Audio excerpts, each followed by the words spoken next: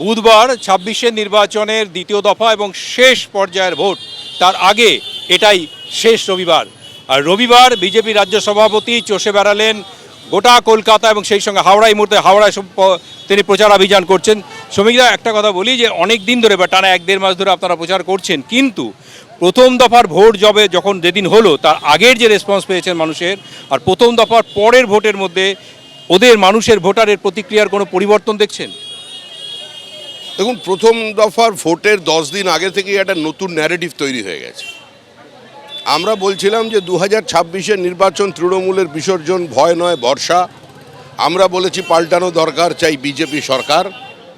কিন্তু এখন হঠাৎ মানুষ বলতে শুরু করলো জনতা versus Mamata, no vote to Mamata. আবার কেউ কেউ বলছেন জনতা ভার্সেস মমতা, বুঝে নেবে জনতা। মানে এই লড়াইটা হচ্ছে এখন তৃণমূল কংগ্রেসের সঙ্গে মামাটি মানুষের লড়াই। আর গণতান্ত্রিক ব্যবস্থায় মানুষই শেষ কথা বলে। কিন্তু মমতা বন্দ্যোপাধ্যায় আজকে যেটা বলছেন যে ফার্স্ট ফেজ ইলেকশনের পরে স্ট্রং রুমে ইভিএমগুলো আছে এবং সেখানে বিজেপি ইলেকশন কমিশন সম্মিলিতভাবে একটা কোথাও দুষ্টচক্র কাজ করছে, লোডশেডিং হচ্ছে, কোথাও একটা মনে হচ্ছে যেন অসৎ উপায়ে কিছু করার ব্যবস্থা হচ্ছে। আসল প্রথম ফেজের ভোট দেখার পর তৃণমূলের পার্টি অফিসে লোডশেডিং হয়ে গেছে, ওদের মস্তিষ্কেই লোডশেডিং হয়ে গেছে। ওই জন্য ঘুরিয়ে ফিরিয়ে লোডশেডিংয়ের কথা বলছে, যেগুলো ওরা পঞ্চায়েত নির্বাচনে বা বিভিন্ন সময় মিউনিসিপ্যাল কর্পোরেশন নির্বাচনে করে থাকে, সেই কথাগুলো বলছে। এগুলোর কোনো গ্রহণযোগ্য কোনো প্রতিষ্ঠা নেই। তৃণমূলের কথা আর কেউ শুনছে না। আপনি দেখতে পাচ্ছেন না, চারিদিকে যেখানে মানুষ ভীত সন্ত্রস্ত ছিল, সেখানে মহিলারা ভোটের লাইনে দাঁড়িয়ে বলছে পরিবর্তনের জন্য ভোট দিচ্ছে। রক্তপাতহীন, বোমাবাজি নেই, লাঠিচার্জ নেই, ইভিএম বক্স তুলে নিয়ে পুকুরে ফেলে দেওয়া নেই, শান্তিপূর্ণভাবে ৯২% বেশি মানুষ ভোট দিচ্ছে। এই ভোট তো পশ্চিমবঙ্গের মানুষ আগে কোনোদিন দেখেনি। এমনকি তৃণমূল একটা আশঙ্কার কথা ব্যক্ত করেছে, যদি বিজেপি পাওয়ারে আসে সেই ক্ষেত্রে পশ্চিমবঙ্গে এনআরসি হতে পারে। এনআরসি, আপনারা এসে এনআরসি করতে পারেন। এগুলো কিছুই নয়, এগুলো বাংলাদেশি উদ্বাস্তু মতুয়া রাজবংশীদের ভয় দেখানোর প্রচেষ্টা। আমরা তো বলেছি সিএ হবেই, ও তো গান্ধীজির প্রতিশ্রুতি ছিল। মমতা বন্দ্যোপাধ্যায় আর তার যারা পূর্বপুরুষ ছিল তারা করতে পারেনি। গান্ধীজির স্বপ্ন দেখেছিলেন, বিজেপি বাস্তবায়িত করছে। এনআরসি হবে না, কিন্তু সিএটা হবেই, কেউ আটকাতে পারবে না।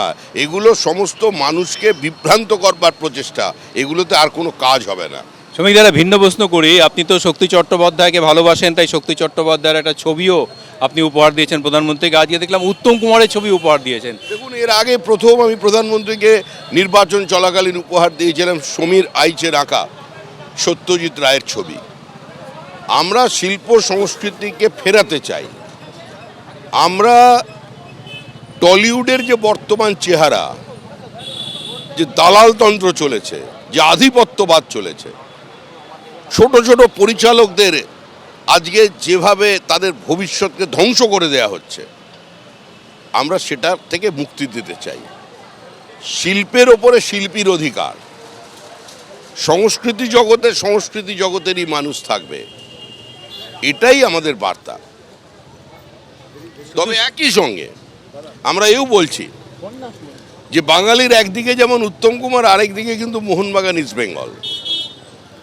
আজকে এই দুটো ক্লাবটা চলে গেছে সম্পূর্ণ তৃণমূলীদের হাতে। ফুটবল কোন পথে যাবে সেটা ঠিক করে দিচ্ছে নবান্ন থেকে কিছু নতুন উঠতি ফুটবল প্রেমী। এইটা আমরা বন্ধ করে দেবো। ময়দানের অধিকার, মোহনবাগান ইস্ট বেঙ্গলের অধিকার সমর্থকদের হাতে থাকবে, যারা প্লেয়ার তাদের কাছে থাকবে, দালালদের কাছে থাকবে না। অনেক ধন্যবাদ আপনাকে। শেষ পর্যায়ের প্রচার পর্বে এখন চলছে বিজেপি এবং শ্রমিক ভট্টাচার্যের নেতৃত্বে হাওড়া এই মুহূর্তে, এবং তার বক্তব্য যে এনআরসি নয়, এই রাজ্যে সিএএ হবে, কিন্তু এনআরসি কোনো অবস্থাতেই হবে না। ক্যামেরায় অঞ্জনের সঙ্গে দীপক ঘোষ, এবিপি আনন্দ, হাওড়া। এবিপি আনন্দ, এগিয়ে থাকে, এগিয়ে রাখে।